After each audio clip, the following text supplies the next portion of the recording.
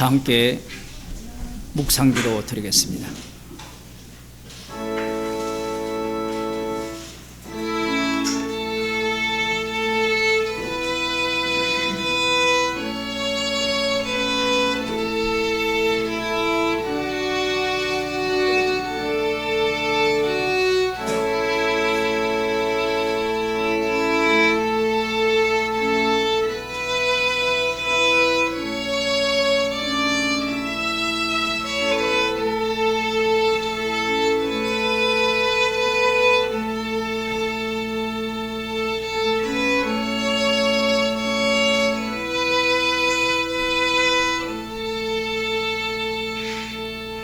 사도신경으로 신앙 고백하겠습니다.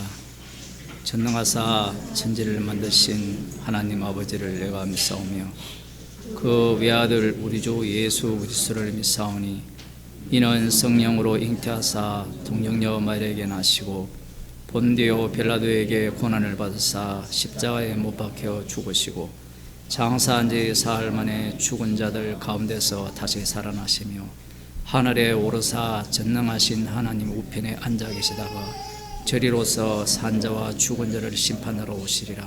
성령을 믿사오며 거룩한 공예와 성도와 서로 교통하는 것과 죄를 사하여 주시는 것과 몸이 다시 사는 것과 영원히 사는 것을 믿사옵나이다. 아멘. 하나님 말씀 잠언서 26장 11절 말씀입니다.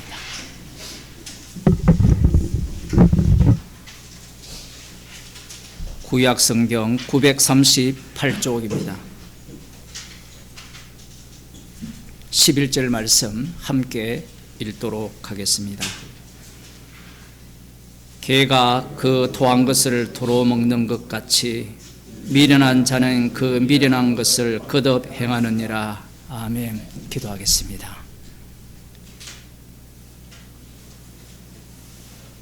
개가 그 토한 것을 먹는 것처럼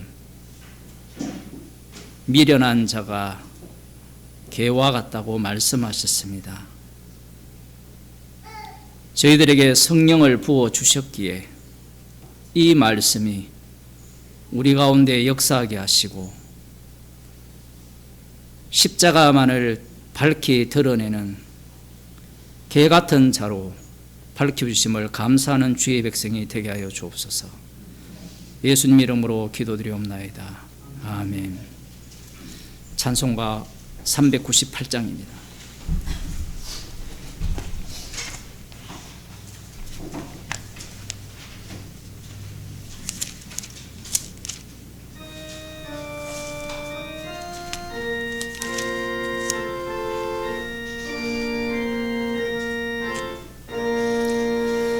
주 예수 우리 구하려 큰 싸움하시니 주 십자가를 따라서 나갈 자 누구랴. 큰 환난 핍박 당하고 또 고통 많으나 제 십자가를 지고서 늘 참는 이로다.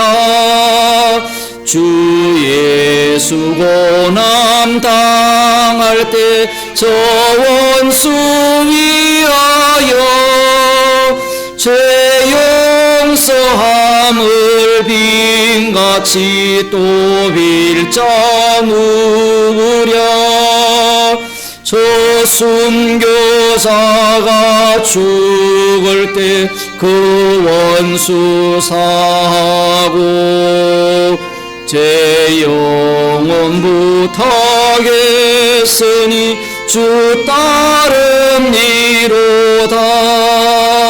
저 택함 받은 사도들 주 성령 받은 후 큰 환난 고통 당할 때 다 참고 이겼네.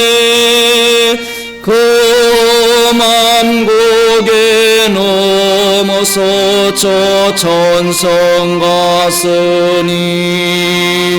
주 예수 믿는 우리도 본받게 하소서. 아멘. 찬송가 79장입니다. 79장. 피난처에 있으니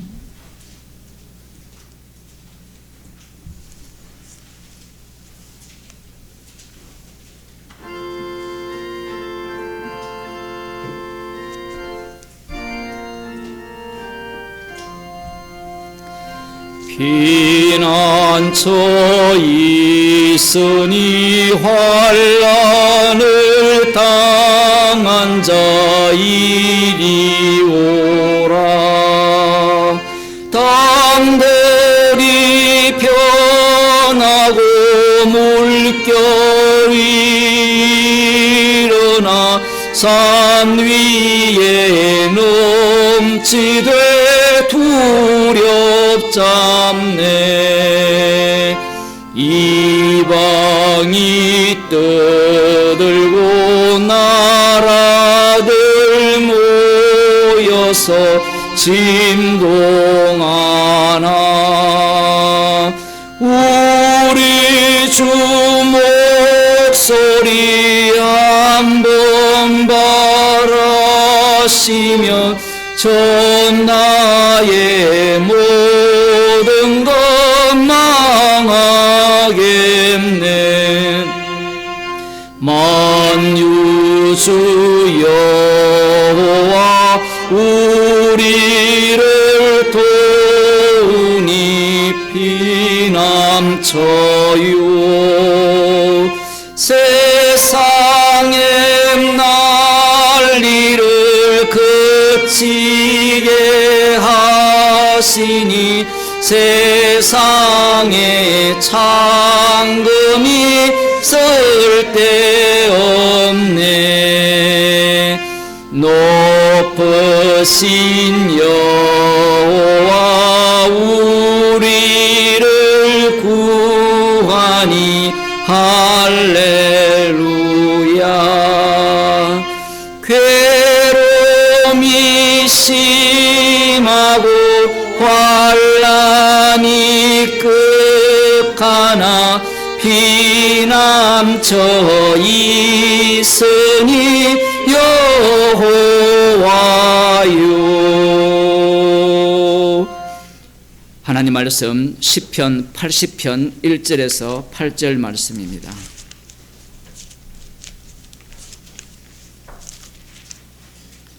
구약 성경 861쪽 교독하도록 하겠습니다. 아삽의 시 영장으로 소사메드스에 맞춘 노래. 요셉을 양떼같이 인도하시는 이스라엘의 목자여, 귀를 기울이소서. 그룹 사이에 좌정하신 자여, 빛을 비추소서.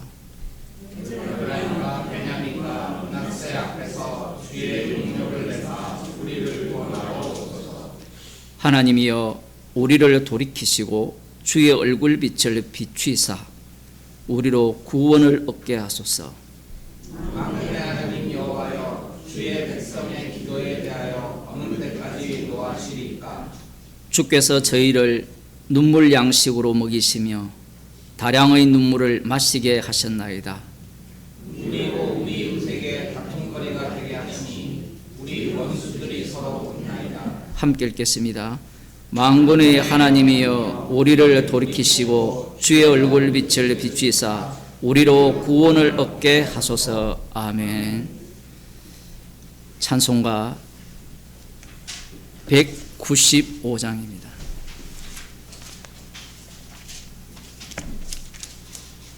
이 세상의 모든 죄를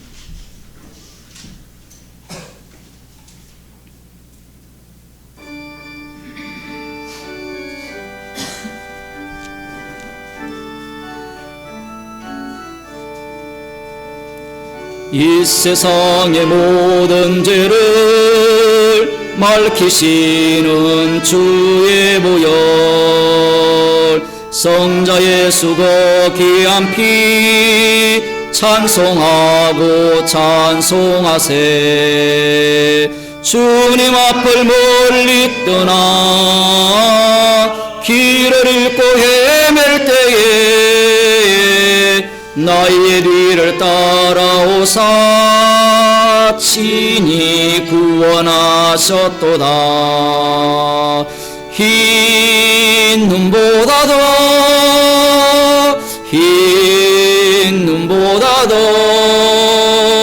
주의 흘리신 보혈로 희게 씻어 주옵소서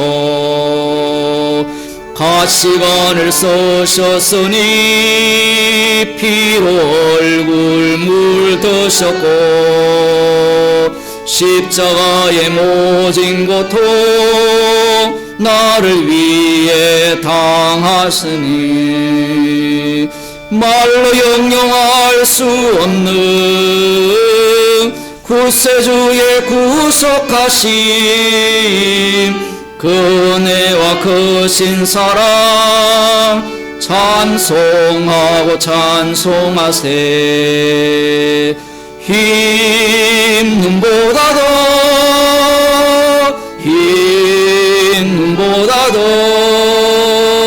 주의 흘리신 보혈로 희게 씻어 주옵소서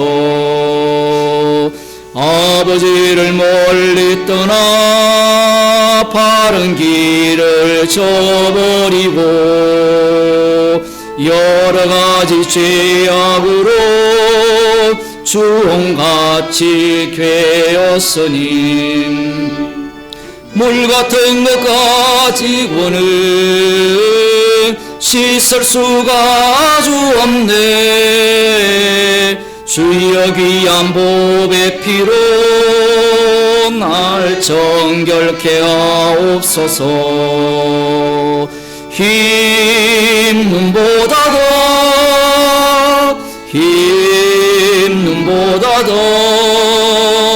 주의 흘리신 보혈로 희게 씻어 주옵소서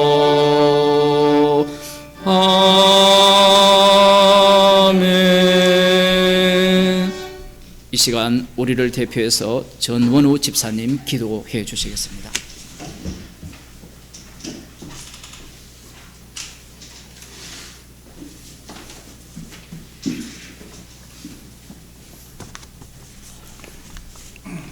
주님, 오늘도 가르치 생명 주셔서 우리들을 이 자리에 모이게 하신 주님 감사합니다. 말씀은 우리를 죽은 자요 죄인이라고 규정짓고 있는데 눈만 뜨면 자신의 행복과 쾌락을 쫓아 먹고 보고 듣는 즐거움을 찾는 우리들 말씀은 모든 날이 주의 분노 중에 지나가며 우리의 평생이 순식간에 다하며 우리의 연수가 70이요 건강하면 80이라도 그 연수의 자랑은 수고와 슬픔뿐이요 신속히 가니 우리가 날아가나이다 하신 주님 오늘 말씀으로 과거의 기억 속에 살고 있는 우리에게 말씀으로 책망하여 주셔서 나는 아니요 주님이심을 알게 하시고 십자가에서 다 이루신 주님의 피만을 증거하는 증인으로 살게 하시고 주님 홀로 영광받는 예배의 시간 되게 하옵소서. 감사하며 예수님의 이름으로 기도드립니다. 아멘.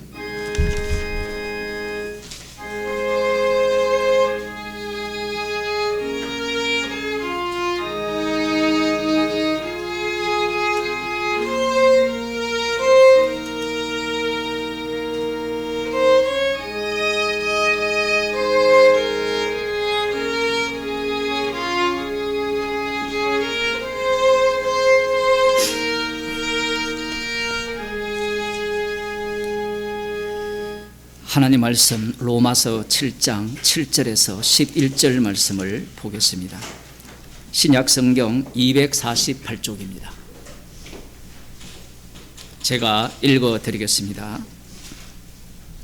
그런즉 우리가 무슨 말 하리요? 율법이 죄냐? 그럴 수 없느니라.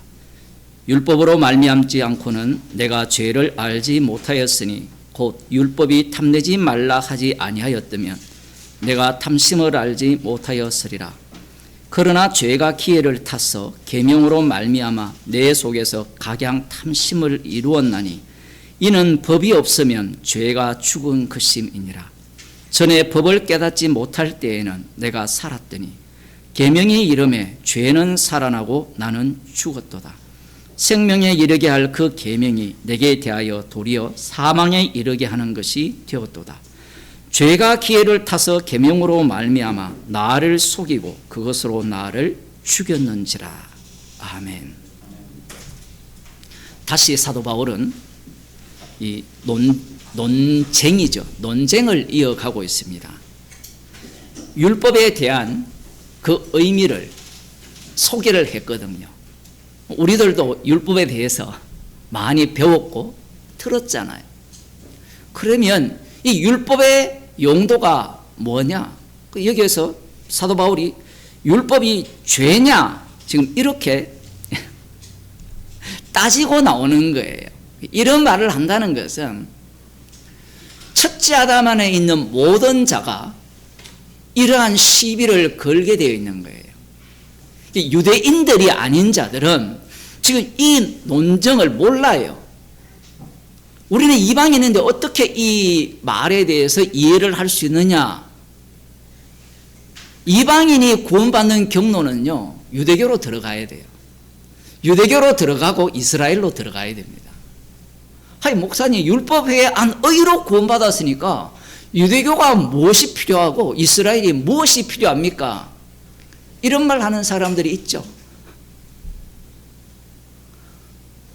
그러면 성경 왜 봅니까? 성경 볼 필요가 없잖아요. 성경 전체는 신약이라는 이 말씀, 이 복음 자체는 구약을 깔고 있거든요. 그 구약을 깔고 있다는 것은 깔고만 있는 것이 아니라 이 구약을 어디로 또 돌릴 수 있다는 거예요. 신약 후로 돌릴 수 있다는 거예요. 이 사도 바울이 하는 말은요, 처음에 분명히 말을 했습니다. 성령 받지 못한 자들은 깨닫지 못해라 얘기해요. 택하심을 입은 자들에게 편지를 쓰는 거지, 나 택하심 입었어요, 나 이제 구원 받았어요 하는 자에게 편지를 쓰는 게 아닙니다. 율법이 죄냐? 아마 복음을 들은 사람들은 아니 천지 쓸데없는 율법을 왜 주셨느냐 이 얘기를 하고 싶잖아요. 아니 예수님의 피로만 죄가 용서되고 구원을 얻는 이 창세적 언약, 창세전 언약이라면 율법이 들어올 필요가 없지 않느냐. 저 혼자 지금 흥분할지 모르겠지만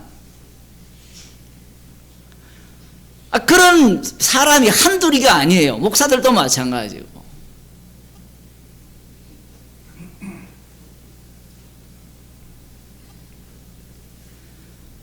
마치 율법이 죄를 유발하듯이, 뒤에도 그렇게 나오지만 그 의미는 그게 아닌데, 마치 율법이 죄이냐, 이거는 없어져야 돼, 이거는 우리 가운데 있으면 절대 안 돼, 이런 논리를 펴는 사람들이 있어요.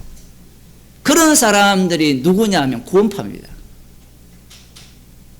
이 사람들은 하나만 알고 둘은 모르는 사람들이에요. 율법의 의미에 대해서 하나만 아는 거예요. 그 하나만 아는 자를 뭐라 하는가 하면 육에 속한 사람이라 이야기해요. 이 둘 다를 아는 사람을 영에 속한 사람이라 합니다.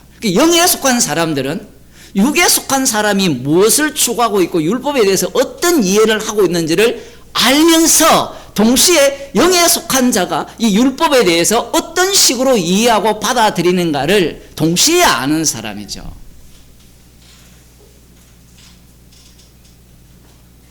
문제는 무엇이냐? 문재인이 문제가 아니라 인간은 선악과를 먹었기 때문에 타보려고 한다는 거예요. 율법에 대해서 한마디로 좀 이야기해달라. 그거 질문하고 싶잖아요. 제가 지금 로마서를 지금 42강째, 43강째 하는데, 아니, 그 정도 했으면 로마서를 이야기하면 율법에 대해서 한마디로 이야기해달라. 이 사고가 무슨 사고냐라고 하면 이 바리새인과 서기관의 사고예요. 마태복음 19장 수요일 설교할 때 이 부자 청년이 와서 어떻게 하면 영생을 얻겠습니다라고 질문을 했잖아요. 답을 달라는 거예요. 답만 주면 나는 얼마든지 그 답을 실행할 수 있다라는 겁니다. 마치 이런 거죠. 이번에 수능 그저께 발표가 났잖아요. 우리 성도님 중에도 점수가 잘 나갔는지 못 나는지 모르겠지만 한 명이 만점을 맞았는데 제가 보기에는 그건 만점 아니에요. 쉬운 과목 2개 택했잖아요. 그죠? 그 서울대 의대를 못 가요. 그 사람은 전국 1위 했는데 서울대 의대를 못 가요. 그 재밌는 것은 인터뷰를 했는데 이런 얘기하니까 전부 다 눈이 동글동글. 뭐라고 이야기하는가 하면 어떻게 해서 1등을 먹었습니까? 어떻게 해서 1등을 먹었습니까? 그 솔직한 인터뷰는 이거예요. 시대학원 다녔습니다. 저는 시대학원이 있는지 처음 알았거든요. 이번에 그 윤석열 정부가 그 입시 카르텔 해가지고 그 압수수색 들어간 학원이에요. 제가 보기에는요 윤석열하고 그 커넥션이 있는 것 같아요. 완전히 전국적 광고가 돼버렸거든요. 저도 몰랐는데 저까지 알게 된 거예요. 그 아마 압수수색 들어가야 돼요. 그 관계. 근데 이제 그 친구가 뭐라고 이야기하는가 하면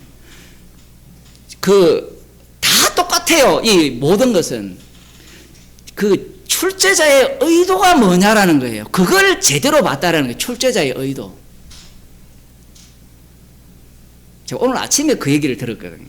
관심이 별로 없었는데 이 출제자의 의도 그것만 제대로 안다면 만점을 받을 수 있다는 논리식으로 뉴스에서 방영을 했죠. 보셨죠? 그 뻥입니다. 뻥. 출제자의 의도를 알기 위해서 어디로 가야 돼요? 시대학원으로 가야 돼요. 그 다음 두 번째 재수를 해야 돼요. 그 1등 한 애가 1, 2등 한 애가 다 재수생이에요. 제가 이 시간에 그 얘기를 왜 하느냐 하면 복음을 대하는 방식, 말씀을 대하는 방식이 출제자의 의도를 파악하기에 미친 거예요. 누가? 첫째 아담 안에 있는 모든 자들이. 그러면 출제자의 의도를 누가 가장 잘 파악을 하느냐? 그걸 찾아야 된다는 거예요. 그게 예수님 당시에 예수님을 십자가에 못 박은 서기관과 바리새인 사두개인들입니다. 그럼 출제자의 의도는 누가 가장 잘 알죠? 출제자가 가장 잘 알잖아요. 그러면 그 입시에서는 출제자가 있잖아요. 그죠? 근데 말씀을 주신 분은 누굽니까? 하나님이 주셨잖아요. 하나님이 출제를 하셨으면 그 출제자의 의도를 인간이 알 방법이 있어요, 없어요? 없는데 인간들은 어떻게 접근하느냐 하면 하나님이 말씀을 주셨기 때문에 우리에게 출제자의 의도를 알게 하기 위해 주셨다라는 거예요. 모르게 하기 위해서 주실 이유는 없다라는 겁니다. 그게 지금까지 2000년뿐만 아니라 유대교까지 다 집어넣으면 6000년 천지 창조 이후에 그 역사가 만들어낸 신학이에요. 모든 만물에 보여 알게 되나니 이야기하니까 지도 알 수 있다고 생각해요. 자기도. 정답을 계속 찾아가는 겁니다.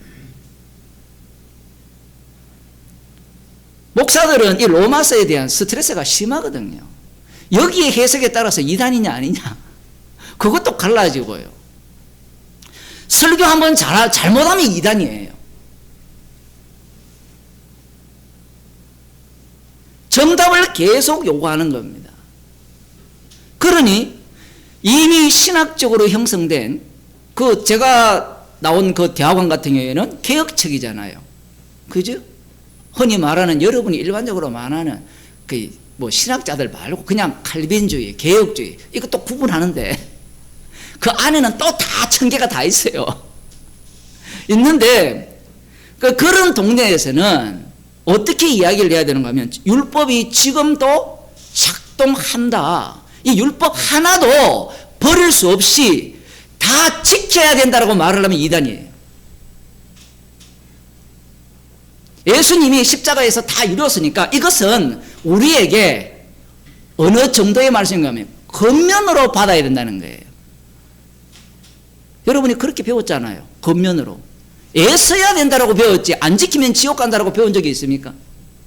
여러분 바울이 뒤에 보면 서로 용납하라라는 단어가 나오고 로마서에 그런 용어들이 등장하기 시작하는데 새로운 율법이 등장하거든요. 용납하라 말씀이 용납하지 않으면 지옥 간다라는 말씀으로 본 적이 있습니까? 술 취하면 지옥 가는지 아세요? 가늠하면 지옥 가요. 근데 그런 설교를 못해요. 왜 못하는가 하면 십자가에서 다 용서했다는 거예요. 이 사람들은 하나밖에 모르는 거예요. 이 복음이 구원용이 아니거든요. 구원용으로 보니까 그렇게 해석을 하는 거예요. 그래서 내가 어떻게 하면 이단이 안 되는가? 그래서 신학적으로 답을 이렇게 만들어 놓은 것을 갖고 그 답에 내가 맞추려고 해요. 안 맞추면 어때요? 그저께 운동에서 저기 어딥니까? 방역을 걸어서 이렇게 한참 걸었거든요. 한 2시간 정도 걸어가니까 저기 어디까지 가는데 그 아예 광고를 신천지가 이제는 신천지로 안 해놓고 시온 뭐라고 했어요. 그 수료 10만 얼마 하니까 신천지밖에 없잖아요. 이 사람들이 느낌표, 물음표를 느낌표로 바뀌었다라는 거예요. 그 사람들은 복음을 뭘로 봅니까? 10만 명이 모여서 그 자리에 한번 가서 감동을 받아보라는 거예요. 여러분 10만 명 모이는 교회에 가서 예배 드려본 적 있죠? 성가대가 어떻습니까? 감동 자체잖아요. 감동 없어요. 안 가. 아니면 안 되면 이 연말에 콘서트가 많으니까 한번 가보세요. 그러한 것들을 갖고 복음으로 바꿔치기 하는 거예요. 감동, 흥분. 아니면 이러한 어떤 신학 체계를 갖고 진리냐 아니냐를 나누는 겁니다. 그래서 출제자의 의도를 우리가 가장 잘 풀었다. 우리에게 오라. 이게 그들이 갖고 있는 사고방식이에요. 그런데 이 신학이 어디에서 왔느냐 얘기예요. 개혁주의에서 왔어요.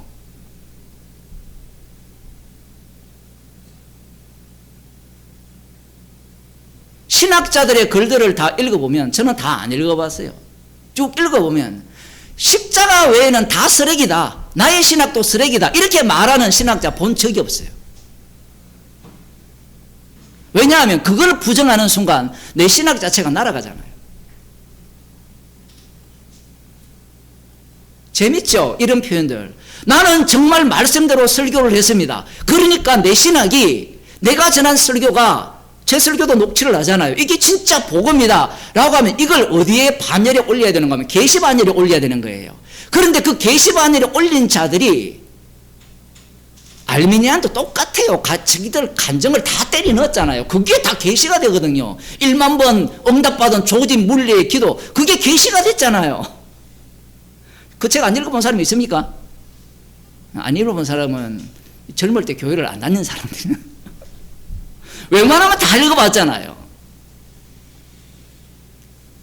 계시가 그렇게 들어오는 거예요. 한때는 예수라면 어떻게 하실까? 책 읽어보셨죠? 책 안 읽어본 사람은 예수님이라면 내가 이럴 때 어떻게 행동하고 이럴 때 어떻게 행동하고 그게 다 계시로 들어왔거든요. 그러한 일이 없다라는 게 아니라 그러한 일 자체가 책을 다 쓰고 끝자락에 이게 바로 십자가의 원수짓입니다. 지금도 주님이 살아계셔서 자기의 십자가의 완료성을 이런 죄인을 통해서 증거합니다. 이렇게 글쓴 사람 못 봤죠? 없잖아요. 그렇게 해버리면 누가 그 책을 읽겠습니까? 출제자의 의도를 정확하게 파악해서 그 의도가 무엇인지를 내가 캐치를 해서 천국에 가겠다는 게 인간들의 사고방식입니다. 사도 바울이 지금까지 이 율법에 대해서 율법으로는 죄 아래 가두고 심판 아래 있게 하려 함이라. 그러면서 율법에 한 의로 우리가 구원을 얻었다라고 이야기하니까 율법이 계속 부정적으로 작동을 하잖아요. 부정적으로 작동을 하니까 이제 마음속에 슬슬 끌어오라는 게 율법이 죄냐. 율법이 죄냐라는 말은 무엇과 함께 이렇게 함께 올라오는가 하면 율법 필요 없네라고 올라와요. 그때부터 뭘 안 읽습니까? 출애굽기, 레위기, 민수기도 다 법이거든요, 사실은. 오늘 뭐 요한복음 10장도 보면 예수님은 시편도 율법으로 봐버려요. 충격적이잖아요. 다 법이에요. 왜냐하면 하나님의 말씀이기 때문에 하나님의 말씀은 다 법으로 구성되어 있어요. 왜냐하면 말씀대로 안 지키면 뭐 지키든지 믿든지 모든 것이 법이에요. 믿으라는 것도 법이고 지키라는 것도 법이고.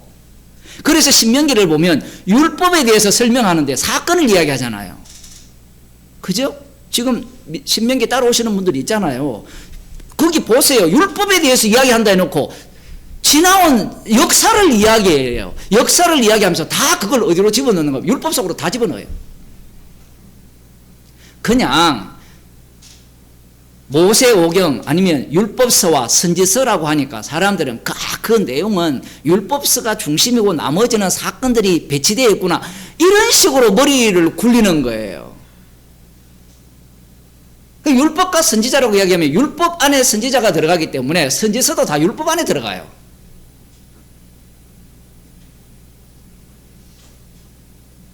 말씀을 그런 식으로 이 출제자의 의도를 내가 파악해서 그 정확한 것을 찾아내면 천국 가겠다는 그런 사고방식. 지금 사도 바울이 그런즉 우리가 무슨 말하리요? 율법이 죄냐? 그럴 수 없느니라.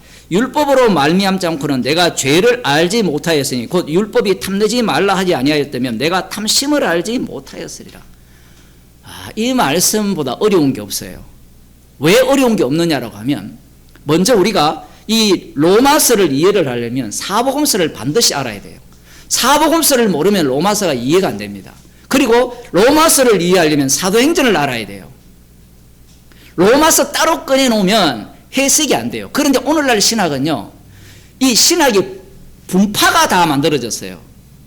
어떤 분파가 만들어졌냐 하면 로마서 신학을 전공한 사람, 사복음서 중에 마가복음 전공한 사람, 다 나눠졌거든요.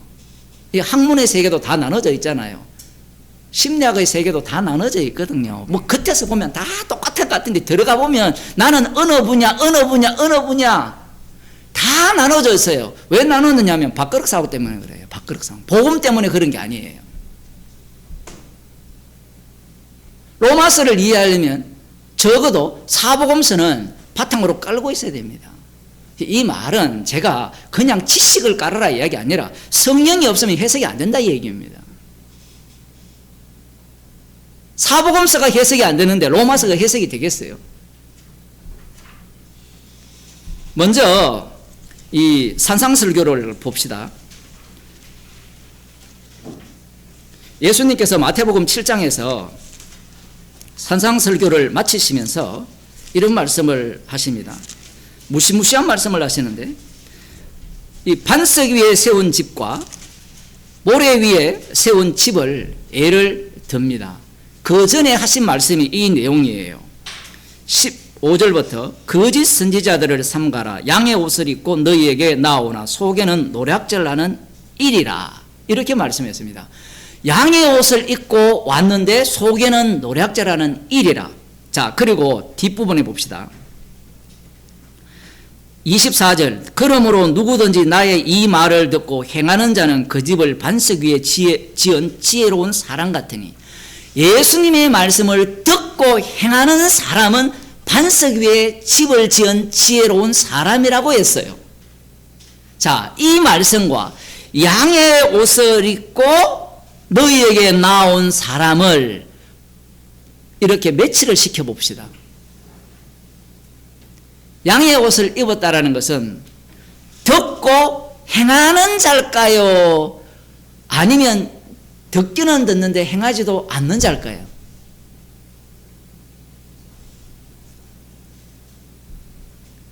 양의 옷을 입었다라는 것은 어느 누구도 외형적으로 볼 때 분별이 안 된다라는 얘기입니다. 지금 예수님이 산상설교를 마치면서 듣고 행하는 자를 언급하는 이유가 있어요. 반드시 천국에 들어가려면 예수님의 말씀을 듣고 행해야 됩니다. 이게 전제 조건이 안 되면 복음 자체로 들어올 수가 없어요. 물론 복음으로 들어오면 이 말씀의 의미를 깨닫게 되죠. 복음으로 들어오지 않는 사람은 듣고 행하면 반석 위에 지었다라는 이 말씀을 날려버려요. 듣고 행한다라는 이 말씀을 날려버리고 어디로 가는가? 난 믿겠다라고 해요. 믿겠다라고 가버리니까 우리가 지금 듣고 있는 십자가 복음, 오늘 또 제가 괴상하게 적용을 했잖아요. 그 잠언서 26장 11절 말씀을 이 서신서에 나오거든요. 개가 그 토하였던 곳에 다시 가는 그 얘기를 할 때 사람들은 이 말씀을 십자가를 전가하는 말씀이라고는 안 받아요. 십자가를 전가하려면 그 속에 십자가의 죽으심과 살리심이 들어가 있어야 되잖아요. 그러면 우리의 죄가 그 속에 담겨 있어야 되잖아요. 그런데 정답을 찾는 사람은 우리가 개가 그 토하였던 곳에 다시 먹는 걸 그런 짓거리를 하면 안 됩니다. 안 됩니다 하니까 뭘 주장합니까? 믿어야 된다라고 이야기를 하는 거예요. 믿어야 된다고. 그런 사람은요, 십자가를 자랑하지 않습니다. 절대로 자랑하지 않아요. 그래서 산상설교에 듣고 행하는 자가 반석 위에 세웠다라고 했을 때, 듣고 행하는 자가 누구냐라고 할 때 두 부류로 갈라지죠.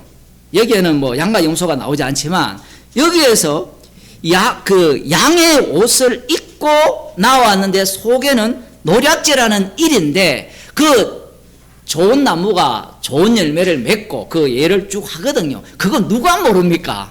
다 알잖아요. 요즘은 감람나무에 다른 거 맺힐 수 있어요. 접 붙여버리면. 근데 예수님의 말씀은 그 얘기를 하시는 게 아니잖아요. 그러면 좋은 나무에 좋은 열매를 맺는다 했다면 양의 탈을 쓰고 옷을 입고 왔으면 그것은 열매거든요. 사람들이 보기에 열매잖아요. 이 예수님의 말씀이 쉬운 게 아니에요. 그러니까 우리는 막연하게 뭐 예수님이 양의 옷을 입고 왔으니까 그건 나쁜 나무에서 나쁜 열매를 맺었을 것이다 이렇게 생각하는데 예수님께서 왜 최종 심판날로 확 끌어가 버리는가 하면요, 지금 심판날로 끌어갔거든요. 최종 마지막 때 모른다 하잖아요. 지금 말씀이 왜 그렇게 끌어갔는가 하면 이 세상에서는 분별이 안 된다는 이야기입니다. 쉽게 말하면 어느 정도 분별이 안 되는가 하면 뒤에 보면 주의 이름으로 선지자노라고 귀신을 쫓아내고 많은 권능을 행했잖아요. 그러면 이들은 분명히 말씀을 듣고 행한 자들이죠. 듣기만 한 자가 아니라 행했잖아요. 그런데 주님은 그를 뭐라고 하는가 하면 반석 위에 세웠지 않다라고 하는 겁니다. 반석 위에 세웠지 않다라는 거예요. 모래 위에 세운 집이라는 겁니다. 그런데 신기하게도 우리가 그런 사람을 보면 그런 사람이 모래 위에 세운 집을 세운 사람 같습니까? 안 그러면 반석 위에 집을 세운 사람 같습니까? 그게 문제라는 거예요. 지금 제가 이 말씀을 왜 하느냐면 예수님은 율법을 세우기 위해서 왔거든요. 완성을 하기 위해서 왔잖아요. 그러면 율법이 완성이 되는 그 방식을 예수님께서 지금 소개하고 있는데 어디까지 몰아붙이느냐 하면 지금 예수님은 한 단계를 뛰어넘어 버리죠. 어느 단계를 뛰어넘었습니까? 율법이 주어지고 예수님께서 십자가에서 다 이루시고 그 다음 이루신 다음에 성령을 주시고 성령을 주신 이후에 교회가 만들어지고 그 교회 속에서 또 어떤 자들이 발생한다는 거예요? 모래 위에 집을 세운 자들과 반석 위에 집을 세운 자들이 발생한다는 얘기잖아요. 그러면 이들은 최소한 무엇까지 알고 있습니까? 한 단계를 넘어왔으니까 뭐까지 알고 있어요?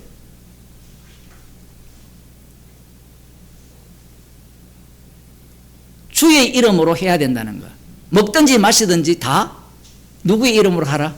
주의 이름으로 하라는 그 말씀까지 알고 있는 자들이에요.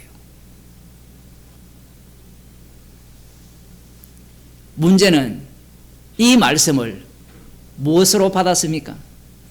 듣고 행하는 것으로 받았다는 거예요. 말귀를 못 알아듣죠. 아니, 예수님께서 듣고 행한다라고 할 때 이 말씀은 문자대로 그대로 받아야 되는 게 맞아요. 맞는데 그 듣고 행하는 말씀이 성령을 통해서 받아버리면 어떤 사태가 발생되는가 하면 듣고 행하는 모든 일들이 주의 일이 돼요. 사도 바울이 주의 이름으로 선지자 노릇했잖아요. 그죠? 모든 일을 했을 때 그가 하는 모든 일들이 듣고 행한 일이잖아요. 그 행한 일이 드러났을 때 그 모든 일들이 나의 일이었습니까? 은혜였습니까? 은혜였죠. 그러니까 그가 하는 모든 일들이 십자가의 피 공로를 전가하고 자랑하는 일이 된 거예요. 그래서 자랑할 것은 십자가뿐이라는 겁니다. 우리 같으면 뭘 자랑하겠어요? 물론 서신서에서 사도 바울이 자랑거리를 내놓을 때는 상대들이 헛소리를 해대니까 이게 이렇게 이루어진 것이 십자가로 이루어진 일이다. 지금 그걸 사도 바울은 소개를 하고 있는 거예요. 듣고 행하는 자만이 반석 위에 세웠다라는 말씀은 불변합니다. 이건 절대로 취소되지 않아요.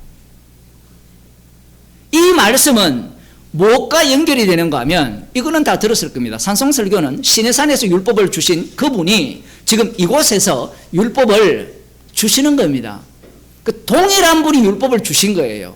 그 출제자의 의도예요. 그 출제자의 의도는 이 율법을 주심으로 말미암아 이 율법의 완성이 누구신가를 지금 소개하는데, 문제는 율법을 이해를 할 때 성령을 받은 자와 받지 못한 자가 다르다라는 겁니다. 그러면 성령 받지 못한 자가 율법을 어떻게 이해하느냐? 마태복음 19장을 가서 보겠습니다. 1단계를 넘어가야 그 다음 단계가 나오거든요. 이들은, 이 부자 청년은 어떤 사람이냐면 사울이 예수님을 만나기 전의 상태예요. 이 사람은 자기 입장에는 율법을 다 안다라는 주의입니다. 율법을 안다라는 거예요. 그런데 오늘 로마서에서 하는 이야기는 탐내지 말라 하지 아니하였다면 내가 그 탐심을 알지 못하였으리라. 이 고백은 성령 받은 사도 바울이 율법에서 말씀하는 그 의미를 알게 된 거예요. 성령을 받지 못한 자는 이 탐내지 말라는 말씀이 탐내게 하여서 그 탐심을 이루게 하는 말씀으로는 절대로 볼 수 없습니다. 이 부분을 넘어가기 전에 먼저 여기 19장에 나오는 이 부자 청년, 무슨 선한 일을 하여야 영생을 얻으리까? 이렇게 질문을 했죠. 이 부자 청년은 사도 바울이 주님을 만나기 전의 상태라고 보시면 돼요. 그러면 이쪽 입장에서는 율법은 지키면 복을 받고 안 지키면 저주받는다. 그러면 계명 10계명 중에 10번째 나오는 것이 내 이웃의 것을 탐내지 말라 했거든요. 그 탐내지 말라라는 말씀을 지키면 축복을 받고 안 지키면 저주를 받는다라고 생각을 한 거예요. 예수님께서 그러면 이 율법을 지키라라고 말씀을 하셨거든요. 율법을 지켜라. 그 후반부에 나오는 이웃과의 관계에 대한, 그 부모부터 시작하여서 그 관계에 대한 율법을 말씀하셨을 때 이 사람은 내가 그 모든 것을 지켰다라고 이야기를 하는 겁니다. 그러면 오늘 로마서에 나오는 탐내지 말라 하는 한 그 말씀을 알지 이 사도 바울은 그전에는 알지 못했는데 이 율법을 알게 됨으로 말미암아, 그 뒤에 몰랐을 때 이런 얘기 나오는데, 율법으로 말미암 그는 내가 죄를 알지 못하였다라는 이 말은 성령 받지 못했을 때에 죄를 알지 못한 것과 성령 받은 후에 알지 못하는 게 다른 거예요. 그러면 이 부자 청년은 죄라는 것이 뭐냐? 율법을 못 지키는 게 죄예요. 율법을 못 지키는 게. 그럼 율법을 지키면 뭐가 됩니까? 의가 되죠. 사도 바울이 빌립보서 3장에서 율법의 의로, 2장입니까? 거기에서 율법의 의로는 흠이 없다라고 했을 때 주님을 만나기 전에는 자신은 의로운 자로서 구원을 얻을 수 있다라고 생각을 한 거예요. 그래서 그런 사람들은 율법을 안 지키면 죄고 지키면 의고 이 기준밖에 몰라요. 그런데 이 기준이 누구와 같이 닿아 있는가 하면 이방인과 똑같아요. 이방인은 양심이 있다 했잖아요. 로마서에서. 그 양심이라는 것이 선악을 나누거든요. 성령을 받기 전에는 항상 선악 기준이 무엇이 되느냐 할 때는 내가 되죠. 말씀이 아직 들어오지 못했습니다. 새 계명이라는 것은 에레미야 31장 31절에 우리 마음에 주신다 했거든요. 그 마음에 주신다라는 의미가 뭔지를 깨닫지 못하는 거예요. 그 마음에 주신다는 의미는 이 바리새인과 서기관들 입장에서는 말씀을 새겨들어서 그 모든 행위를 할 때 판단 기준, 정답을 내놓는 거예요. 정답을 내놓는 방식이야말로 내어놓을 때 그 사람은 하나님 복시기에 복받은 사람이다. 영생을 얻을 만한 사람이다. 이렇게 판단하는 겁니다. 이러한 논리를 이방인에게 그대로 적용해버리면 예수 믿는 것은 선하고 예수 안 믿는 것은 악하다. 이 논리가 돼요. 그럼 예수 믿어버리면 뭐가 되죠? 나는 의인이 되죠. 성경에 다 있어요. 의인이 되니까 나는 구원 얻었다. 이런 논리를 펴는 겁니다. 그런데 이런 사고방식이 어떤 자의 사고방식인가 하면 성령을 받지 못한 자의 사고방식이에요. 성령을 받지 못한 자의 이 율법 해석은 항상 지켜야 되고 안 지키면 저주받고 그런 식으로 율법을 해석을 하는 거예요.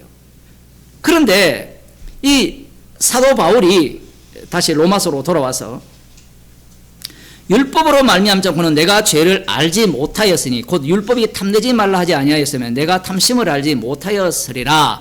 이 내가라고 할 때 이 정말 이 악마 같은 인간들이 이 본문을 언제 해석하는가 하면 이거 바울이 예수님을 만나기 전이라고 해석을 해요. 뒤에 보면 오호라 나는 공고한 사람 이것도 옛날 이야기라고 하는 거예요.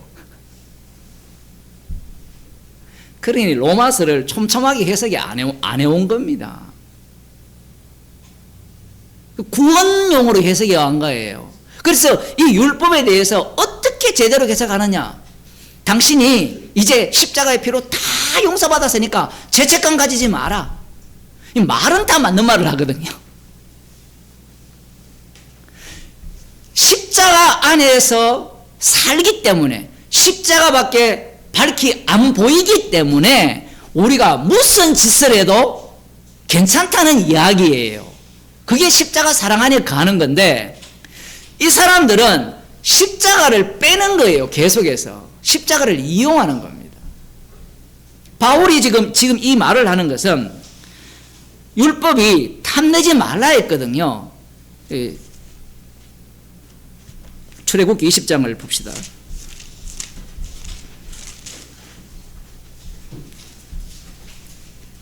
십계명을 다 읽을 수는 없고요. 끝에 마지막 계명 17절에 내 이웃의 집을 탐내지 말지니라. 내 이웃의 아내와 그의 남종이나 그의 여종이나 그의 소나 그의 낙이나 무릇 내 이웃의 소유를 탐내지 말지니라. 탐심이 나오거든요. 이 탐심이 어디서 출발하는가 하면 창세기 1장부터 나와요. 처음에 하나님께서 이 에덴 동산에 각 각용 실과 나무를 만드시고 그 가운데 생명나무와 선악과 나무를 만들었을 때 우리 성경에는 아름다웠더라 이렇게 되어 있는데 그 뒤에 나중에 범죄한 눈으로 바뀌었을 때는 그 아름다움이 탐심으로 바뀌어요. 그 용어입니다. 여기에서는 이웃의 것을 왜 탐내느냐라고 하면 하나님께서 일을 할 때 고약하게 해요. 약속의 땅에 넣어주신 이후에 비교 대상을 옆에 배치를 해요. 아내가 있는데 내 아내보다 저 아내가 더 예뻐요. 꼭 그렇게 일을 해요. 소가 있는데 똑같이 먹이는데 저쪽 소가 더 탐나요. 이건 무엇이 문제냐라고 하면 인간이 우리가 항상 그런 말을 하잖아요. 남의 떡이 더 커 보인다. 남의 떡이 더 커 보인다. 이 마음이 인간 속에 작동을 하는데 하나님께서는 거기에 합당하게 이러한 조치를 베풀어 버립니다. 베푸니까 이 레고처럼 레고 제일 앞쪽에 뭐가 있는가 하면 나 외에 다른 신을 섬기지 말라. 이게 제일 앞쪽에 있어요. 근데 제일 뒤쪽에 뭐가 있는가 하면 내 이웃의 것을 탐내지 말라가 있어요. 이 탐내지 말라는 이 말씀 하나가 탁 무너지니까 다 무너지죠. 별개로 생각하면 안 돼요. 이 탐내지 말라는 말씀이 발생하기 탐심이 발생하기 때문에 이웃에 대해서 거짓 증거하는 거예요. 사람이 왜 거짓 증거하겠습니까? 이익이 되니까 할 거 아니에요. 왜 도적질하겠습니까? 탐나기 때문에. 왜 간음하겠어요? 탐나기 때문에 그렇잖아요. 그 다음 뭐 앞에 보면 안식일을 왜 안 지키겠어요? 탐심이기 때문에. 탐심. 돈에 대한 탐심. 왜 우상을 섬기겠어요? 이스라엘 백성들이 왜 우상을 섬깁니까? 남의 떡이 더 커 보이거든요. 이 탐심에 대해서 성령을 받기 전에는 이 사도 바울이 어떻게 이해를 했느냐, 부자 청년이 어떻게 이해했느냐라고 하면 탐내지 않으면 된다고 생각했어요.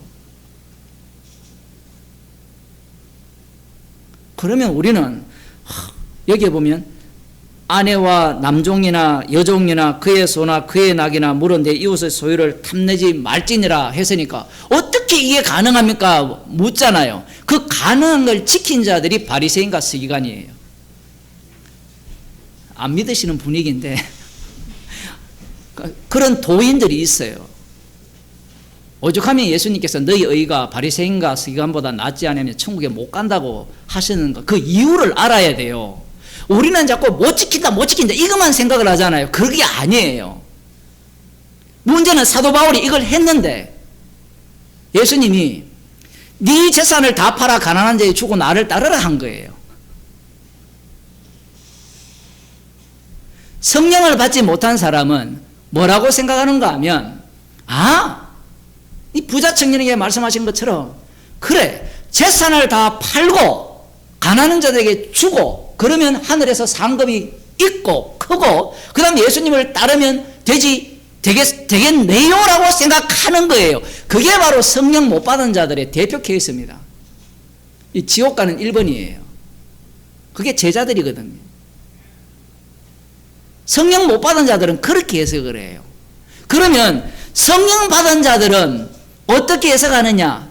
탐심을 이 율법이라는 얘기를 할 때 사도 바울이 하는 율법은요, 좁게는 십계명, 넓게는 하나님의 모든 말씀이에요. 지금 로마서에서 그걸 모르면 로마서가 해석이 안 돼요. 그래서 제가 처음 시작할 때 모든 말씀은 법이라고 한 거예요. 왜 법이 되느냐 하면 우리는 죄인이잖아요. 하나님은 의로운 분이잖아요. 의로운 분이 말씀을 내뱉는 순간 그 말씀에 합당하지 않으면 다 지옥 가요. 그래서 모든 말씀이 법이 됩니다. 그러면 사도 바울은 이 본문을 어떻게 해석을 하느냐? 탐내지 말라 하지 아니하였다면 탐심을 알지 못했다는 거예요. 그러면 사도 바울이 도대체 무슨 탐심까지 안 거예요? 성령을 받게 되니까. 마태복음 19장을 어떻게 해석하겠습니까? 성령을 받게 되니까 마태복음 19장이 오호라 나는 공고한 자라, 이 사망의 몸에서 누가 나를 건져내라, 이렇게 해석이 되는 거예요. 출제자의 의도가 뭔지를 파악한 사람은 예수님의 말씀을 정확하게 이해하고 따라가야 된다는데, 성령을 받아보니까 성령께서 거기에 대한 답을 주시는 게 무엇이냐면 십자가라는 답인데, 그냥 무조건 십자가가 아니라 십자가 사건이 일어날 수밖에 없는 상황으로 내몰려요. 십자가가 밝히 보이는 상황으로 내몰리는 겁니다. 그 내몰리는 게 뭐냐 하면, 지금 성령을 받기 전에는 예수님께서 하시는 말씀이 듣고 지키는 건데, 듣고 행하는 건데, 이 듣고 행하지 않으면 행하는 자가 반석 위에 세운 집과 같다라고 했으니까, 그러면 19장에 나오는 이 말씀도 듣고 행해야 되지 않습니까? 그게 반석 위에 집을 지은 사람이 아닙니까? 라고 했을 때 이 자체가 무엇으로 작동했냐면 탐심으로 작동한 거예요. 그게 탐심임을 안 거예요. 단순히 그냥 율법에서 끝나는 문제가 아니에요. 왜냐하면 지금 로마에 있는 성도들은 복음을 들은 사람들입니다. 율법의 용도가 무엇인지 그걸 다 아는 사람들이에요. 아는 사람들인데 그 중에는 어떤 자들이 있을까요? 복음을 무슨 용도로 바꿨습니까? 구원 용도로 바꾼 자들이 있거든요. 복음은 아들에 대한 복음이에요. 아들에 대한 복음은 반드시 어떤 식으로 구성되어 있는가 하면, 다윗의 혈통으로 나셨고 성령으로는, 거룩한 성령으로는 죽은 자들 가운데서 부활하신 예수 그리스도, 이 얘기가 나와야 되거든요. 다윗의 혈통을 왜 이야기하는가 하면 우리 가운데 계속해서 부정할 요소를 집어넣는다는 거예요. 그게 복음이에요. 십자가를 이야기한다는 것은 계속해서 우리가 부정할 요소들이 튀어나온다는 거거든요. 탐심이 어디까지 도달했느냐, 이웃의 것을 탐내지 말라, 그거는 알아요. 그죠? 성령 못 받아도 저기 냉커피가 맛있겠네? 지금은 전 탐 하나도 안 나요. 근데 갈증이 나고 그러면 어떤 성도가 여기 뭐 맛있는 냉커피를 갖다 놓으면 탐이 날 거 아니에요. 그러면 율법에 의하면 탐내지 말라 했잖아요. 내 이웃의 것을. 그 정도는 다 알 수 있는 거예요. 그거는 성령 안 받아도 돼요. 근데 성령을 받아보니까 그 이웃의 것을 탐 안 냈는데, 그는 무슨 탐이 났느냐 이거예요. 영생에 대한 탐이에요. 영생에 대한 탐. 그래서 이 율법에 대해서 사도 바울은 지금 어디까지 넘어왔습니까? 성령을 받은 상태에서 율법이 어떻게 작동하는지 그 내용까지 넘어온 거예요. 그래서 율법을 들여다보니까 말씀은 말씀대로 받아야 되거든요. 듣고 행하는 자라야 반석 위에 세운다 했을 때 반드시 이 말씀은 말씀대로 이루어져요. 왜냐하면 듣고 행하지 않는 자는 반석 위에 세우지 않기 때문에 지옥 갑니다. 이 얘기를 꼭 해야 돼요. 안 그러면 자꾸 뭐라고 생각하는가 하면 예수 믿고 천국 가지, 이렇게 나와요. 피를 의지하여 천국 가지. 이게 뭐예요? 지금 어디에 무슨 탐심을 바라고 있습니까? 천국 가는 탐심이 완전 이만큼 끝까지 올라온 거예요. 로마서 7장에 나오는 이 본문을 이해를 못하는 거예요. 탐심을 알지 못하게. 이거는요 우리끼리 얘기예요. 우리끼리 얘기인데.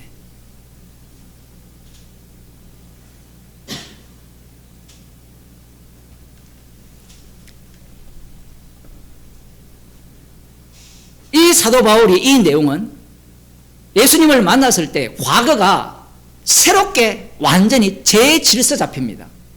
과거가. 그러면 율법의 의로는 흠이 없이 산 그것이 성령이 오게 되니까 예수님을 살해하는 짓이었다라고 들통나는 겁니다. 탐심이 그렇게 드러나는 거예요. 그래서 율법이 개입되지 않았다면 내 죄가 뭔지를 모른다라는 겁니다. 내 죄가 뭔지를 모른다라는 거예요. 이 율법이 예수님 믿으면 천국 간다는 것도 포함되어 있어요. 그게 없으면 우리 죄가 뭔지를 몰라요.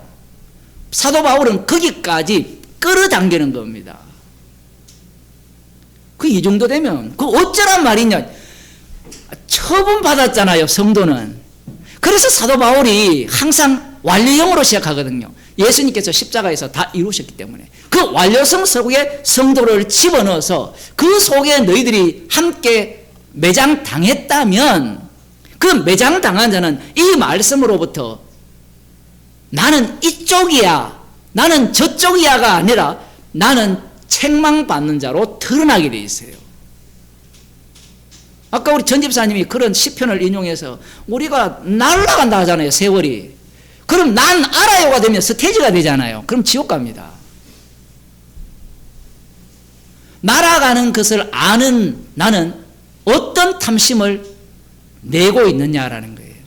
그 말씀을 깊이 묵상하지 않는 자는 깨닫지 못하죠. 성령이 없는 자는. 복 있는 자는 악인의 길을 쫓지 않고 그 내용이나 아니면 시냇가에 심은 나무가 시절을 쫓아 과실을 맺나니 이런 내용들, 그런 내용들이 성령이 없게 되면 어떻게 해석합니까? 탐심으로 그 말씀이 안 보여요. 내가 들어갈 수 있는 자리로 보는 겁니다. 오늘날 교인들이 그런 본문들을 그렇게 해석을 하잖아요. 모든 성경이 예수 그리스도의 십자가를 증거한다면 그런 말씀 하나하나가 우리의 탐심이 드러나는 현장이 되어야 되거든요.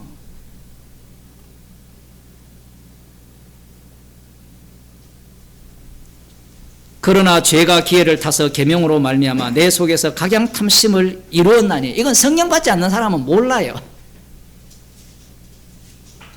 각양 탐심을 이루는데 이 사람은 그 율법을 알고 있을 거 아니에요. 율법을 알고 있으니까 율법이 딱 들어오는 순간 뭐가 됩니까? 아까 마태복음 그 7장에 나오는 듣고 행하지 않는 자는 반석 위에 모래 위에 세운 집과 같다라고 그 말씀이 들어오잖아요. 들어오니까 그게 법으로 들어오니까 뭐가 침투해 들어옵니까? 죄가 기회를 타서 이 계명으로 말미암아 각양 탐심을 이루는 겁니다. 각양 탐심을.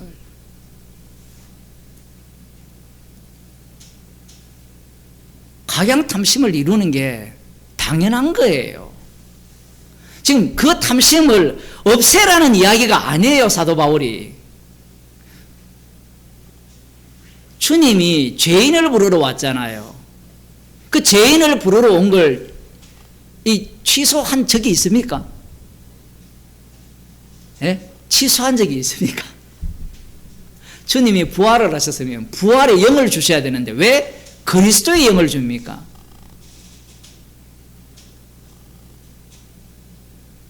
메시아는 어떻게 다 이루었습니까? 말씀을 십자가에서 다 이루었잖아요. 부활에서 다 이룬 게 아니에요. 그러나 제가 기회를 타서 계명으로 말미암아 내 속에서 각양 탐심을 이루었나니 이는 법이 없으면 죄가 죽은 것이니라. 이 법, 성령 받았기에 법이 더 활성화되어서 이 어떻게 됩니까? 죄가 계속해서 드러나면서 성도를 어디로 이끌입니까? 십자가로 이끌어요. 제가 지금 지어내는 게 아니라 뒤에 나오잖아요, 후반부에. 이 상황이면서 누가 나를, 나는 하나님의 그 선한 뜻을 아는 거예요. 아는데, 그 아는 것이 아는 대로 됩니까, 안 됩니까? 예? 여러분, 십자가만 자랑하고 싶죠? 그죠? 근데 그래, 돼요, 안 돼요? 그럼 왜 안 되느냐? 그러면 또 우리는 또 출제자의 의도를 파악해서 십자가만 자랑하도록 말씀을 끌어모읍니다. 계속 안 돼요. 그거 아니에요. 이 정답을 챙겨서 나를 안정적인 인간으로 만들고 싶은 거예요. 그 수요 예배처럼 어른이 되고 싶은 겁니다. 어른. 어린아이가 되고 싶지 않은 거예요. 그래서 이 율법을 해석할 때도 어린아이가 되면 그냥 주시는 은혜를 받고 십자가의 용서함을 받고 감사하면 되는데 자꾸 어른이 되는 거예요. 어른이 되면 아, 율법의 용도는 이런 거고 이런 거고. 근데 지금 용도를 가르치는 게 아니라 성령 받은 자에게 이 법이 어떻게 작동하는가를 지금 알려주시는 거예요. 그래서 말씀을 보지 않으면 어떤 사태가 발생합니까? 책망을 안 받아요.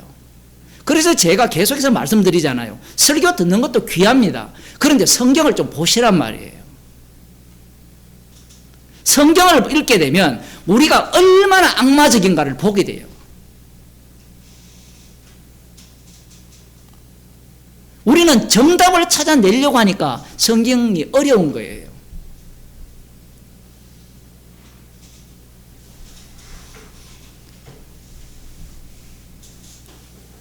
히브리서의 말씀은 찔러 쪼갠다 하잖아요. 요한복음에서는 16장이니까 성령이 오면 책망을 한다 하잖아요. 그럼 뭘 갖고 책망하겠어요? 뭘 갖고? 예? 성령은 말씀을 갖고 책망을 할 거 아니에요. 모든 말씀을 갖고 책망을 해요. 모든 말씀을. 아니 목사님 뭐 율법과 우리는 상관없지 않습니까? 그 율법에 대한 거는 갈라디아서에서 전혀 다르게 이야기를 해요. 갈라디아서에서의 율법은 율법주의자들은 어떤 생각을 갖고 있는가 하면 사울과 같은 생각을 갖고 있는 거예요. 부자 청년처럼. 율법을 지킴으로 말미암아 의롭게 되는 거예요. 심지어 또 이렇게 이야기하면 그래 내가 탐심을 알았으니까 그걸 갖고 또 구원용으로 한 대 더 맞아야 되죠. 그 율법주의자들과 로마서는 달라요. 근데 이것을 뭉쳐버리죠. 신학자들이. 로마서에 나오는 율법의 문제 그리고 갈라디아서에 나오는 문제를 뭉쳐버려요. 그런데 이게 이들의 죄악의 양상이 다른 겁니다. 이걸 뭉쳐버리니까 로마서를 해석할 때 마치 율법 폐기론자처럼 율법 필요 없는 것처럼 이야기를 하고 아니면 아예 율법이 있다라고 하면서도 율법을 가볍게 여기는 자처럼 해석을 하는 거예요. 왜냐하면 갈라디아서 때문에 그래요. 율법을 엄중하게 이야기하기 시작하면 갈라디아서 사도 바울이 하면 뭐가 되죠? 이단이 돼요. 맞죠? 아닌가요? 그런데 왜 주 예수를 믿어라 그리하면 너와 내 집이 구원을 얻으리라 이 강력한 율법은 왜 말합니까?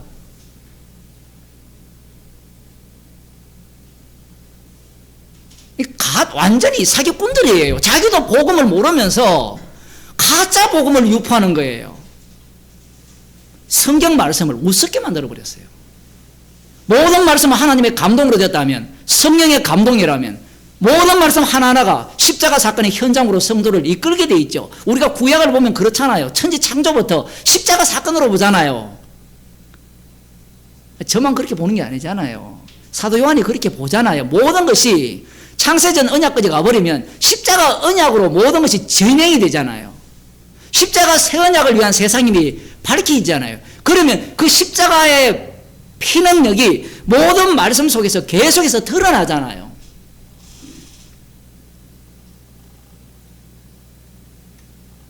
그런데 이 믿음으로 의롭게 된다라고 가르치는 사람들, 로마서를 해석하면서 율법에 한 의로 우리는 구원을 얻었다라고 주장하는 사람들은 말씀 하나를 이 부분들은 굉장히 중요하게 여기고 뒷부분에 나오는 이 겉면, 흔히 말하는 바울의 겉면이라는 것을 개떡같이 여기죠.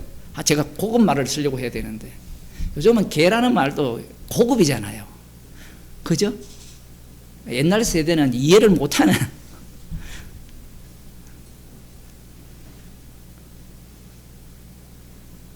그런 말씀들을 우습게 얘기거든요.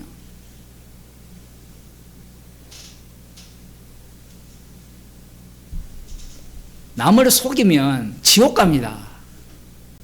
여기에 해당 안 되는 사람이 있나요? 술 취하는 자는 술 마시면 지옥 가요. 마음속으로 음욕을 품으면 지옥 가요. 십자가가 밝게 보인다는 것은 무슨 짓을 해도 지옥 가도 마땅한 현장으로 드러난다는 얘기지. 그거 나 괜찮아 이야기가 아니에요. 그런 자를 뭐라고 하는가 하면 결코 정죄함이 없다라고 하는 거예요. 그런데 우리는 결코 정죄함이 없다라는 걸 내 것으로 만들어버리죠. 내 것으로 만드니까 십자가 자랑할 리가 있나요? 자기 구원 자랑하지. 오늘날 교회 오는 사람들에게 술 취하는 자는 하나님 나라를 유업으로 못 받습니다. 이 얘기하면 아마 교인들 중에 한 99%는 안 올 겁니다. 담배 피는 인간은 지옥 갑니다. 그러면 또 뭐라고 따지는가 하면 그 성경에 없는데요. 이 말이 이미 탐심이 각양탐심을 이루었다라고 했잖아요. 이 로마서 말귀를 못 알아듣는 거예요. 우리가 하는 모든 일들이 탐심이에요. 탐심.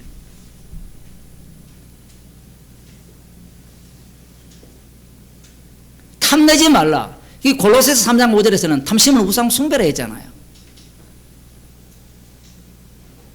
이 말씀이 재밌는 게, 흥미로운 게 이거예요. 로마서에서 사도 바울이 왜 탐심 이야기를 확 꺼냈는지 아까 설명했죠. 십계명에서 거꾸로 들어가면 모든 것들이 탐심으로부터 출발한다고요. 골로새서 3장에서 그냥 탐심, 심리학을 연구해 보니까 인간 마음속에 탐심이 있더라, 무의식이 존재해서 그 무의식의 다발들이 탐심으로 가득 찼는데 그 탐심에 대해서는 이 인류 역사 전체가를 담고 있던 그때였더라, 이런 헛소리를 해야 되는데 그게 아니라 첫째 아담 안에 있기 때문에 그래요. 첫째 아담 안에 있는 자들이 탐심을 갖고 있는 겁니다. 어떤 탐심입니까? 최종적인 자리는 뭐예요? 말씀까지 내 걸로 만들겠다는 거예요. 그러니까 신천지 같은 경우에는 말씀을 내가 내 마음속에 들어오겠다는 거예요. 이 미친 인간들 아닙니까? 제가 좀 과격한 표현이지만 말씀을 우리가 무슨 수로 내가 집어넣어요? 어떤 사람은 자기가 예수래요. 그 말은 내가 인정을 해요. 왜냐하면 이 요한계시록의 정인들을 보면 그가 복음이 전파되는 곳이 심판과 구원이 이루어지기 때문에 그래요. 그 표현으로서는 얼마든지 양자로서 설명할 수 있어요. 그러면 양자라는 말은 나는 예수가 아니라는 얘기잖아요. 근데 그런 얘기를 왜 합니까? 출제자의 의도는 나는 알고 너는 모르지 이야기죠. 그건 정인이 아니에요. 이 여호와의 정인이 여기 있다는데, 진짜 여호와의 정의는 예수 그리스도잖아요. 그죠? 그 십자가에서 예수님이 다 이루었잖아요. 그러면 그들이 십자가의 정인이 되는 것이야말로 제대로 된 여호와의 정인이잖아요. 말귀를 못 알아들어요. 왜 못 알아듣느냐 하면 출제자의 의도를 내가 파악할 수 있다고 생각하기 때문에 그렇습니다. 진짜 성령을 받지 못한 자들은 율법을 보면서, 말씀을 보면서, 뭐 이방인도 다 똑같아요. 이게 탐심을 몰라요. 그러니까 죄인 중에 개소라는 말도 탐심에서 나온 겁니다. 내가 왜 김성수 목사를 이렇게 저격하느냐 하면 탐심을 몰라요. 탐심을. 로마서를 그렇게 뭐 백몇 강까지 다 했잖아요. 뭐 하다가 말았지만 말씀을 해석하여서 출제자의 의도를 파악하고자 하는 이 탐심, 이건 인간은 포기 못합니다.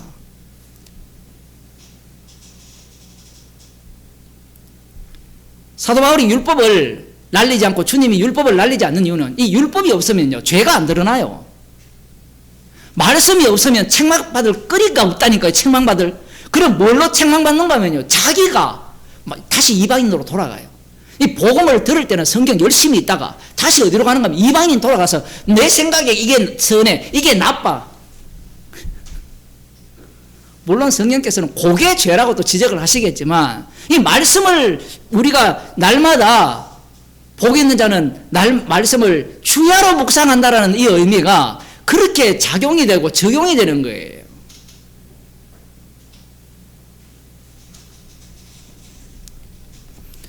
그러나 제가 기회를 타서 계명으로 말미암아 내 속에서 각양 탐심을 이루었나니 이는 법이 없으면 죄가 죽은 것입니다. 이건 정말 놀라운 말씀입니다. 법이 없으면 죄가 죽어버려요. 그러면 십자가 자랑할 기회가, 오라 나는 공고한 사람이라는 이런 기회가 사라져버려요. 이 법이 자꾸 율법으로 생각하지 마세요. 그래서 로마서에서는 율법이라는 말도 쓰고요, 문서라는 말도 쓰고 이 이방인들이 갖고 있는 것까지 다 끌고 와요. 나중에는 이 법이 어디까지 옵니까? 사도 바울이 권면이라는 그 법을 다시 다 갖고 오거든요.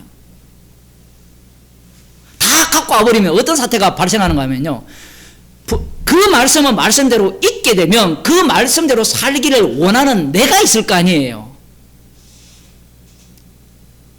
서로 사랑하라 했잖아요. 그러면 우리는 어떻게 생각하는가 하면 사랑할 수 없어, 이거부터 나와요.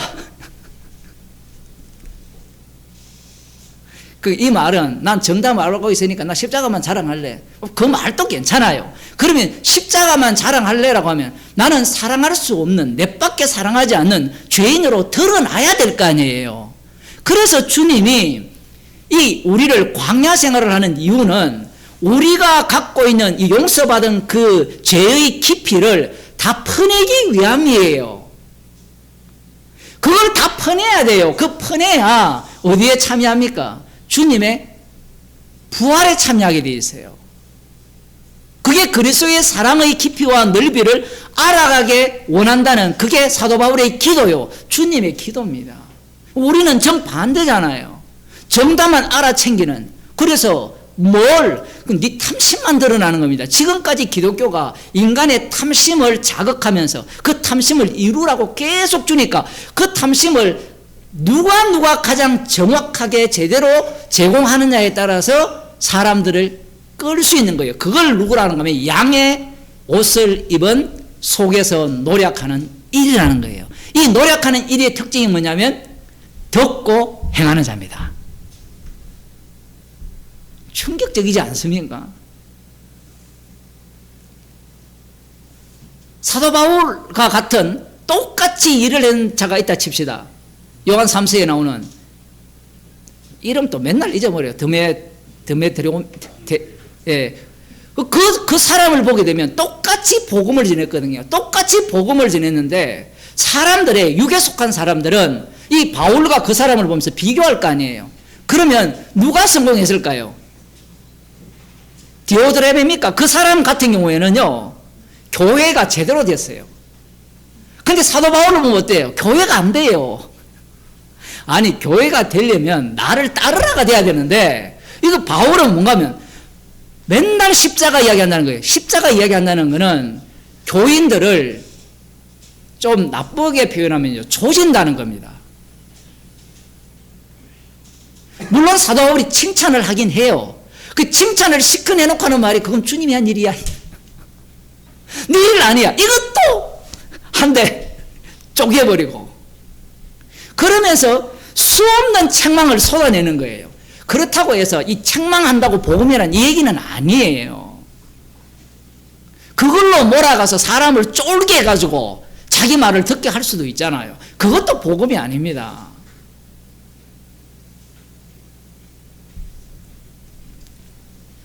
놀라운 말씀합니다. 9절 전에 법을 깨닫지 못할 때에는 내가 살았더니 계명의 이름에 죄는 살아나고 나는 죽었도다. 이 깨닫지 못한다. 이 헬라어 성경에는 깨닫다는 이런 말은 없어요. 법이 없을 때는 이렇게 표현해요.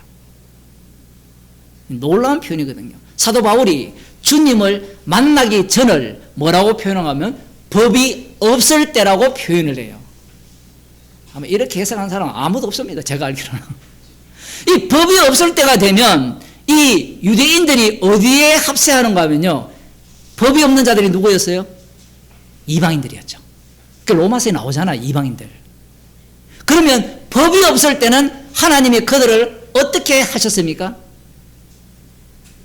내어 버려 두셨죠.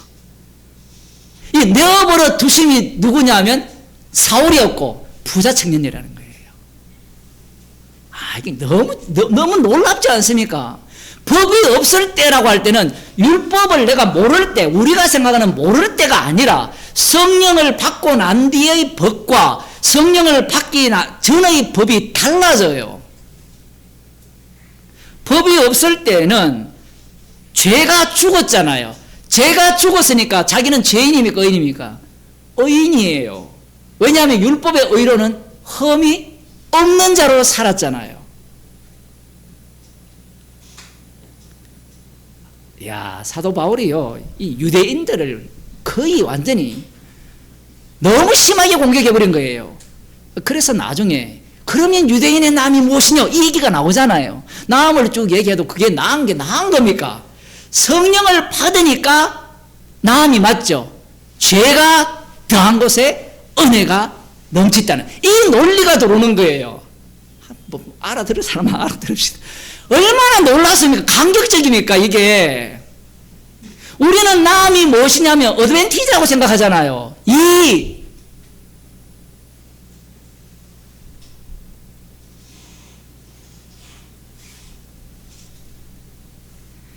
법이 없을 때 자기는 법 없이 살았다는 거예요. 언제? 주님이 찾아오시기 전에. 법 없이 사는 사람들의 특징이 뭔가 하면 법 없이 사는 거예요. 얼마나 말씀대로 열심히 사는지 모릅니다. 소득의 11조를 하고 안식일을 지키고. 아니, 목사님은 왜 그런 자들만 공격합니까? 그런 자들을 공격한다는 것은 아예 법 없는 이방인들을 다 공격했잖아요, 벌써. 그 내어버려둠이 버려두니까 어떻게 합니까? 자신이 육신의 욕망대로, 그 탐심대로 행한다라고 나오거든요. 그 로마서 1장에 보면 자기의 탐심대로 행하는 겁니다. 그것은 여자도 동성연애하고 아무튼 지 하고 싶은 대로 다 하는 거예요. 그런데 그것만 악한 줄 알았는데 그건 법을 모를 때 이야기예요. 우상 숭배하는 것은 그건 법을 모를 때 하는 이야기고, 우상 숭배는 악하다는 것은 법을 모를 때 하는 이야기고, 법이 딱 들어오니까 여호와만 섬기는 것이 뭐더라? 우상 숭배더라. 이것보다 충격이 없어요. 지금 사도 바울이 그 얘기를 하는 겁니다. 계명의 이름에 죄는 살아나고 나는 죽었도다. 십자가의 영이 들어오니까 계명이 활동을 하고 나는 주님과 함께 죽은 자로 드러나요. 뭘 해도 뭐예요? 죄 못 지어요. 또 이게 이 모순되는 이야기를 할 수밖에 없는 게 복음이라는 게 그래요. 진짜 계명이 이르니까 성령을 통해서 이 복음이 들어오게 되니까 어떤 사태가 발생합니까? 죄 아닌 것이 없죠. 죄 아닌 것이 없는 겁니다. 죄는 살아나고 나는 죽었도다. 죄가 계속해서 활동을 하는 거예요. 그 활동하는 자체가 나는 죽었다라는 증거입니다. 이게 신나는 복음 아니에요? 아니, 십자가 피로서 우리가 용서되었고 은혜를 받았다. 이게 사람들이 이것보다도 탐심이 없어요. 인간의 탐심은요, 갈아타는 탐심이에요. 처음 복음을 들었을 때는 그게 탐심으로 안 나타나요. 그런데 시간이 지나면 그게 탐심으로 드러나게 되어요. 그래서 성경 말씀이 엄청나게 많게 주어진 거예요. 그래서 성경 말씀을 하나로 요약한다는 것이 굉장히 위험한 거예요. 왜냐하면 탐심의 정점에 가버리면 난 탐심이 없다가 되어버리거든요, 나중에.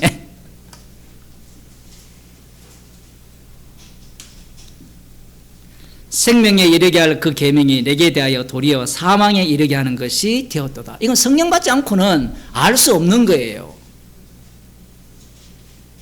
성령 받지 않고는. 분명히 율법은 죄가 아니죠.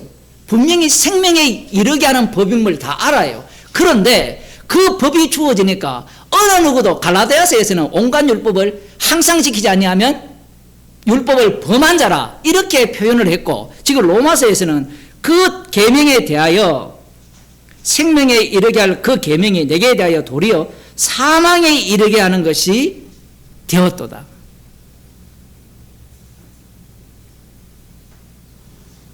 이것을 성경 전체로 보게 되면 어느 말씀을 보더라도 오히려 우리를 지옥 가도 마땅한 그런 죄인으로 드러내는 말씀이 돼요.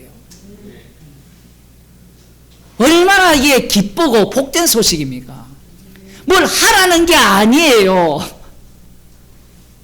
뭘 행해서 구원을 얻는다 이 얘기가 아니에요.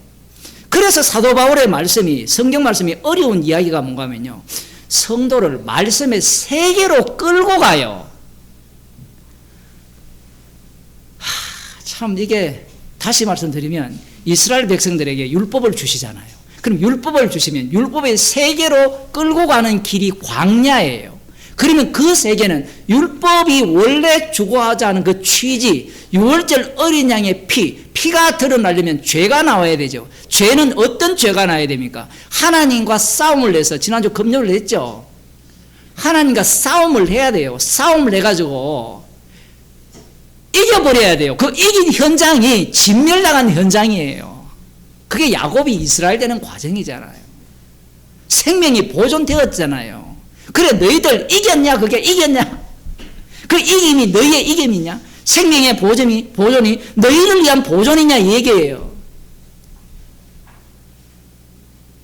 하나님의 희생이 들어가려면 야곱이 반드시 이스라엘 되는 이 사이에, 이 둘 사이에 십자가가 들어가는 거예요.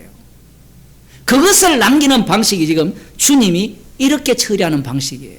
그래서 이 구원의 복음을 우리에게 절대로 맡겨주지 않는 겁니다. 왜냐하면 이건 우리가 포착하고 말씀이라는 것을 소유하게 되는 순간 그것이 뭐가 되죠? 율법이 되죠. 율법은 내가 소유할 수 있거든요. 지켜버리면 되니까. 그런데 이 말씀에 의하면 사도 바울이 뭐라 합니까? 도리어 사막에 이르게 하는 것이 되었도다. 지킬 수도 없고요. 뒷부분에는 나는 정말 십자가만 자랑하고 싶어요. 백날 이야기도 안 돼요. 그것도 안 되고 다른 것도 마찬가지입니다. 다 알아도 안 돼요. 제가 기회를 타서 계명으로 말미암아 나를 속이고 그것으로 나를 죽였는지라. 왜 이 과거와 유형을 이렇게 써버렸냐면 십자가와 함께 죽었기 때문에 그래요. 이 사태가 성도에게 계속해서 반복되는 겁니다. 기도하겠습니다. 하나님 아버지, 주님의 십자가 사건 속에 날마다 저희들을 합류시키셔서 십자가의 증인으로 드러나기 위한 현장으로 우리의 육을 인도하심을 감사합니다. 십자가만 들추어내기 위해서, 자랑케 하기 위해서 말씀의 세계 속으로 인도함을 기뻐하는 저희들이 되게 하여 주옵소서. 주 예수 그리스도의 은혜와 하나님 아버지의 크신 사랑과 성령의 교통하심이 말씀 앞에서 죄인으로 드러나며 십자가만 자랑하기를 소원하는 주의 백성에게 축원하옵나이다. 아멘.